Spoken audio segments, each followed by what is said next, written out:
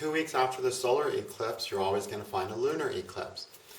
That happens this year on November 8th, 2022. But before we look at this eclipse chart, we need to go back to the first eclipse in this long cycle of eclipses, back to April 13th, 1680 at 18:18 p.m. That's DC time. So this eclipse it's a lunar eclipse. So during a lunar eclipse, it happens during a full moon. It's the full moon that's getting eclipsed. The Earth comes between the sun and the moon. But it is happening during full moon. And full moons are always about the realization of something. Been chugging along, doing these actions, and the actions, what you're going to get from those actions is revealed at full moon. So when a lunar eclipse happens, that's where it's like, all right, this is what you get for how you've been playing the game. You know, this is what you get.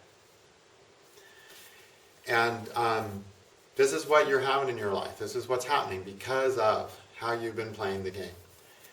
And oftentimes what we get because of how we're playing the game seems very different than what we're expecting. You know, we're playing the game, we expect certain results, and the lunar eclipse comes along and says, oh yeah, actually you're going to have the results that are completely different than you thought.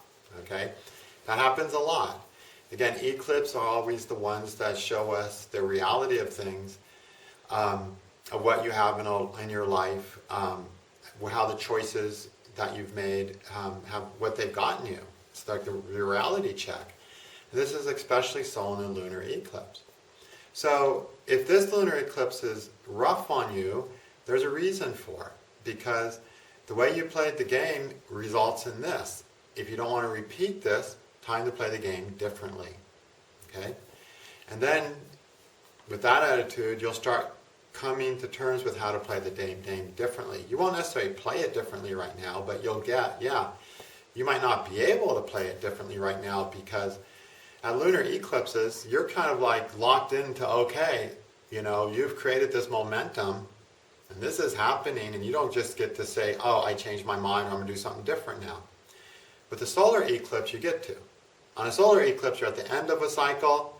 All right, good, I finished that, I start a new way of doing things. Lunar cycle, a lunar eclipse is like, the way I've done things have brought me here, and because I've done them that way, there's all this karmic momentum that's going to keep me kind of dealing with this.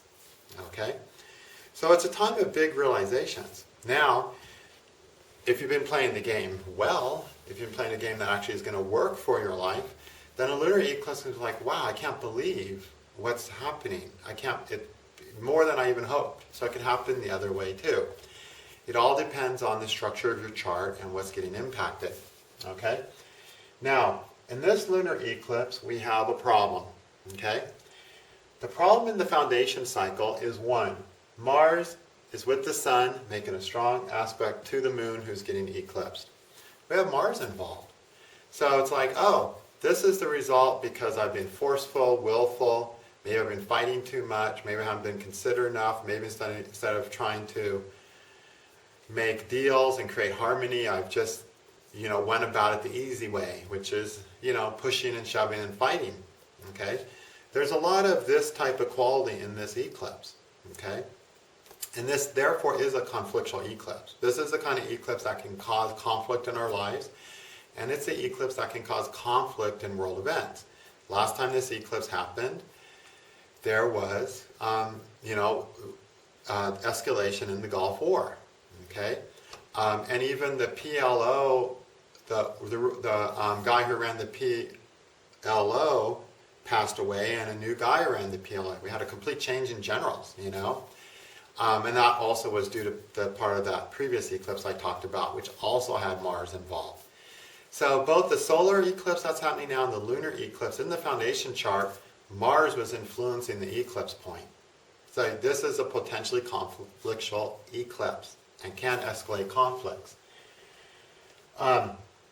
Then to make it even more fun, Saturn over here is on an angle from the sun and moon.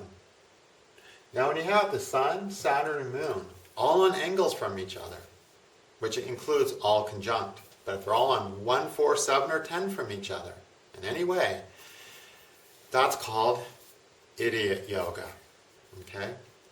Which means that it's really easy to muck things up, okay? A lot of the events that are going to be happening during this lunar eclipse cycle are because people have just been doing things in a stupid way. It's like, duh, you thought that was going to work? You know?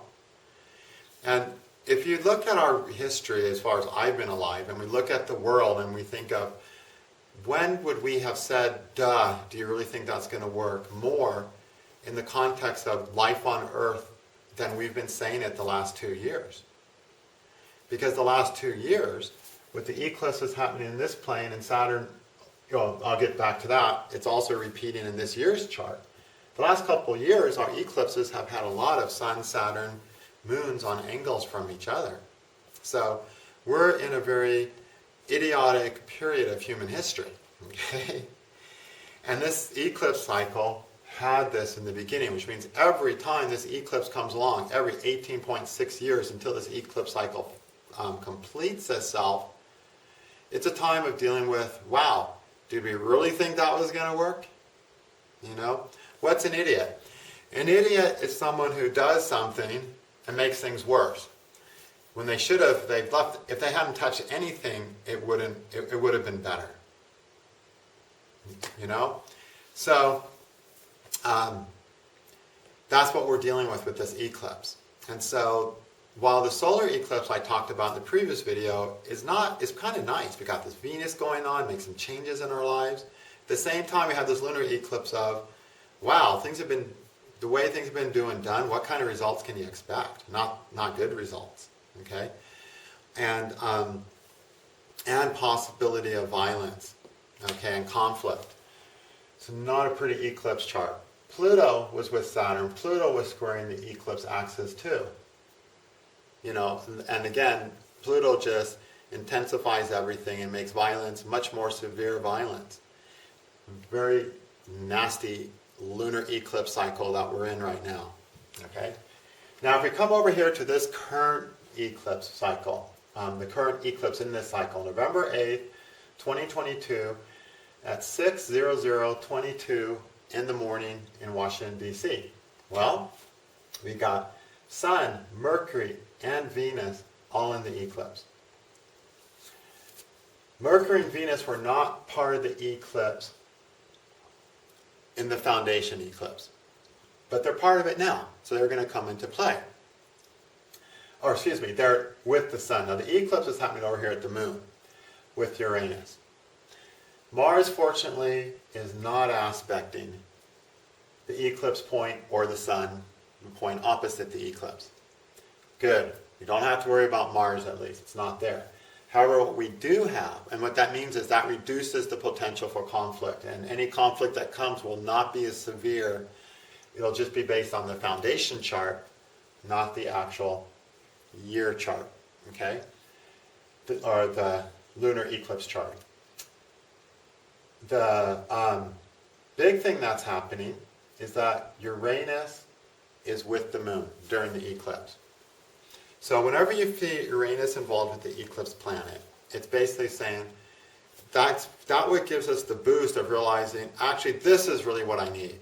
So life's going to work out. You had this, you're doing your actions, you're doing your thing, leading up to a certain fruit, and this eclipse is going to help you realize, actually, the fruit I really needed was, what I really needed all the time was, and there's a good chance that that fruit was not the one you're trying to eat right now, okay? But it will give a deep realization of, wow, what I really need is, you know, can give that kind of realization. Now, the biggest problem with this eclipse on November 8th, 2022, is that we've got the Sun, Moon, and Saturn, once again, all on angles from each other. We have an idiot yoga. We have an idiot yoga in the foundation eclipse. We have an idiot yoga in this year's eclipse to that cycle. That's the worst thing about this eclipse. This is the time where we go, oh my God, how did I think that was going to work? You know, you're going along thinking, yeah, it's going to work, it's going to work, it's going to work. I'll do this, it's going to work. Yeah, I'm fixing things. Yeah, things are going to get better. I'm going to have more. My life's going to be better. Boom. And you're like, what was I thinking? How did I think this could even work? And disaster can strike. It's like things can just go so wrong, during this eclipse. So if this eclipse is hitting you, expect some things to go really, really wrong because you were just being an idiot, okay? Now this eclipse is affecting me, so when I say being an idiot, I am also waiting to find out what an idiot I have been, okay? Let's put it that way, okay? This eclipse will make us realize that some of the things we thought would work just aren't going to work, okay? And that's okay. It's our time, if we get hit with this eclipse, to recognize that some things aren't going to work for us, and that we do make mistakes. And the important thing is to recognize what we really need, the Uranus moon, and recognize how, wow, this was never going to work, and simply don't repeat the action again. So that next eclipse cycle, you're not repeating an 18-year theme. The thing about eclipses, they really set you out on an 18-year theme with something. The changes we make during this eclipse are going to be 18.6 years in our lives. And so it's okay. Raise your hand if there's things you do in your life that aren't working. Yeah, we all raise our hands, right? Well, the idiot eclipse is here to show us how we've been idiots so that we're not idiots later in our life, and later in our lives, more of us will not raise our hands if I ask that question, okay? But some things will go very, very wrong, okay? Some things are just not going to work out with this eclipse. And when you have this eclipse of Sun, Moon, and Saturn angled from each other, the best thing you can do is hands off, okay? Again, what's the definition of an idiot? An idiot is someone who tries to make something better but makes it worse because they don't know what they're doing. So when you don't know what you're doing, it's hands off. It's like if you're flying an airplane and the pilot, falls asleep for 5 minutes and you're sitting next to him and you know nothing about flying airplanes. Do you try to fly the airplane? Or is it safer just let that airplane coast for a while? Or you're going to start hitting switches on the dashboard, right? An idiot starts hitting switches on the dashboard. I don't know what I'm doing, but I'm going to start pushing buttons. And yeah, it's scary. Pilot's sleeping, airplane's just drifting. But that's better than God knows what you're going to do if you start pushing buttons. Okay? So, best thing is a time of surrender if you're getting hit by this lunar eclipse. Recognize that you can't do anything. You don't have the wisdom, the knowledge, the information to make it work. You just have to surrender to it and say, wow, I did some things maybe that aren't going to work. I have to just step back, get the right perspective, and recognize that hands-off could well be the best thing going on, the best thing I can do right now. Governments in the world need to recognize, well, we need to have a more hands-off policy. Are they going to? Well, they didn't the last time we had an idiot eclipse 6 months ago. Not really. And again, they probably won't. Because when the idiot eclipse is there, people usually don't get hands off. They usually start pushing buttons without knowing what those buttons are going to do. And the governments of the world are going to be doing that again. And of course, that's going to impact the economy and negatively, as it always does. Things are going to go wrong in the world because of this lunar eclipse. Okay? All right. Is there anything good to say about this eclipse? Well, let's see. We have Mercury and Venus both aspecting the eclipse point. So we have some nice planets involved. Neither of these planets impact the eclipse points in the original eclipse, though, so they won't be the strongest influences. The strongest influence is going to be the Saturn influence, which means there's nothing you can do. Get your hands off and just accept the consequences and move on from there. Okay? The more we try to fix things sometimes with Saturn involved, the worse they become. So we do have Mercury and Venus over here aspecting the eclipse point. So that's good. So that means Mercury and Venus are like, hey, all right, yeah, you've been an idiot, but you've made some relationships that are kind of like helping get through this. You've made some deals with yourself. You've decided how you need to live enough that it's going to help you get through it. So those are the things that are going to help you get through this eclipse, the Mercury and Venus. Okay? And any sudden insights you need about your needs created by the Uranus. Uranus is when the real you comes through. what do I really, really need? Because I'm me. Not because I'm brainwashed and trying to follow this or that, but because of who I am. That's what Uranus Moon will help people see. But it'll help us see that in a world where, wow, I'm not getting what I need because I've got a Saturn, Sun, Moon eclipse going on. I got an idiot yoga, and wow, how did I think this was going to work? How did I ever think this could ever work? Now, this eclipse, the moon is falling at 1559 Taurus tropically. So the eclipse point is right around 16 degrees Taurus. If you have anything there, that's the thing that's getting the eclipse. That's where the revelation and the realization of, oh my God, what have I been doing, shows up in your life. Okay? Like I said, this eclipse ultimately is about, I would say the biggest thing about this lunar eclipse, based on the foundation of it, is learning, what really doesn't work more than anything. Because with this Sun, Moon, Saturn, Sun, Saturn, Moon going on in this eclipse cycle, that's the biggest theme. It's the Sun, Saturn, Moon theme. And it's repeated in this year's chart. It's like, that just was never going to work. I can't believe I thought this could work. Okay? And really learning that you have to really change in a big way. You have to learn to find a whole new way to deal with that thing that's getting eclipsed. If it's eclipsing your 10th house, it's like, wow, I thought I was going to make my needs met, build my career like this. Wow, now I see it was probably never going to happen. Okay? Now, I don't like this eclipse cycle, this lunar cycle. I don't like the charts.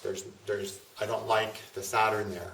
But like I said, Venus and Mercury are here too. So if the point it hits in your chart is a decent point in your chart, if it's a Baba, the Baba is good and the Baba Lord's good, then it's going to be like if this eclipse hits you, it's going to be, wow, I got really close to screwing everything up.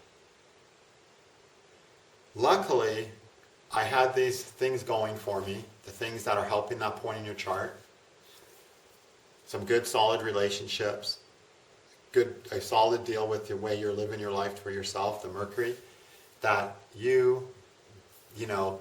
actually, that you can make this eclipse work for you. Some people, this eclipse will work for them.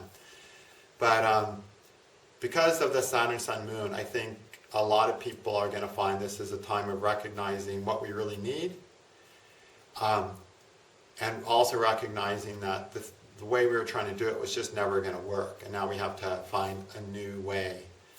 That's going to be the prevalent idea of this eclipse, I think. There's potential for conflict and violence, but less so because in the eclipse chart that's happening right now, Mars is not involved.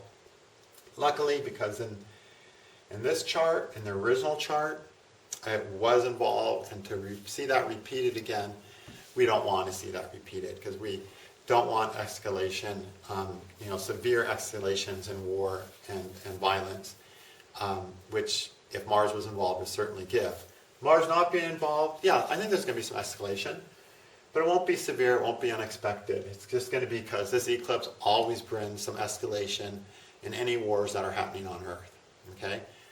But luckily, this particular one doesn't, so it won't be the most intense thing. So that's how I think these eclipses are going to go for people. So the points are solar eclipse, 2 degrees Scorpio, lunar eclipse, 16 degrees Taurus. The closer you have a planet to that point, or a Baba to that degree, the more intense it'll probably be. If you don't have anything close to there, it won't impact your life. Every eclipse does not have a huge impact on everyone's life. So I hope that arms you a bit for your journey over the next 2 months. Oh yeah, eclipse starts about a month. Eclipse effects start about a month before and a month after.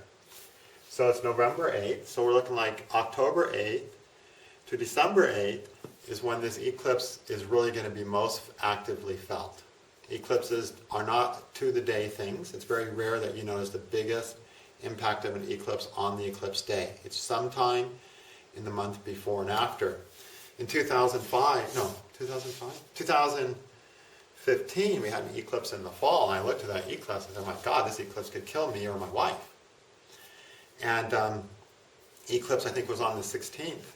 And, it was a really scary eclipse, landing, in really bad places, 8th house places, 12th house places, with 8th Lord in both our charts. And I was like, wow. And I double checked our longevity. And I said, okay, I'm just going to do all the longevity again and make sure none of us is dying this year. Okay, no, she's not going to die. No, I'm not going to die. And then I forgot about it. I'm like, all right, no one's going to die. What happened instead is 11 days before the eclipse, we got mowed down while riding a tandem bike by a pickup. And, we came about an inch from death. We broke 10 bones between, the two of us. It's a lot of bones to break. And that was what that eclipse did to us. Okay? So, but it didn't happen on the eclipse day. It happened 10 days before. I burnt a lot of karma that day. So, do pay attention, recognize that the eclipse is brewing. And so as events start happening, think of it in the context of this. And there, I've been really tough on this eclipse because I just had tough experience with Saturn, Sun, Moon in my life on angles, meaning I've watched a lot of people living their lives with that influence, and I feel like I have a lot of firsthand information about how people end up tripping themselves up in life with that influence. So when I see it in an eclipse chart, I get really worried, okay? But really, we have some good stuff here, We do have Venus and Mercury. People have some foundations. They have some good relationships. They have some good principles to live by that are going to help them, deal with the mistakes they've made, basically, and keep from having too many utter disasters.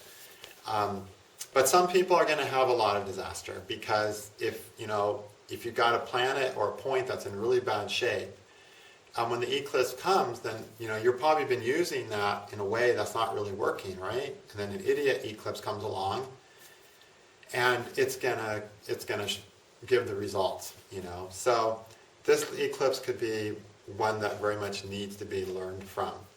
I like the solar eclipse more in the context of, I think that can create a lot of positive changes for people in respect to their relationships and their relationship with themselves, especially in their relationships to life, to anything that they have a give and take relationship with, particularly the people in their lives. But don't just get hopeful and think that eclipse is going to make you fall in love or something. It needs to be influencing your relationship points.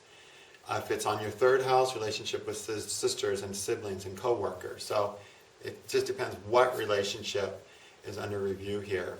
And whatever changes we make, again, these are going to impact us for a long time. Eclipses are 18-year steps. We have all these steps in our life. Every month we have a new lunar month. We have this tiny little step, Every day we have this little step of another sunrise. Every 18.6 years we have this huge eclipse step. Boom. And we have 2 series of eclipses every year. So we're constantly taking these steps onto new eclipses that, is an 18-year step. And we take on average 2 of those every year. And that's how our life unfolds. So this is what this year's unfolding has to offer us. I've been actually pretty excited about this eclipse. Honestly, I get excited about every eclipse because at the end, I find that change is good. We're all here to change. And even though sometimes change happens in tough ways, like getting ran over by a truck and going to the hospital, that's like a tough way to change, But change is all good. And it's not merciless, and we're not just getting creamed for the fun of it. The planets are not just saying, hey, let's go stomp on that guy. It's all for a purpose. It's a purpose to help us create positive changes in our life and grow into healthier, happier versions of ourselves.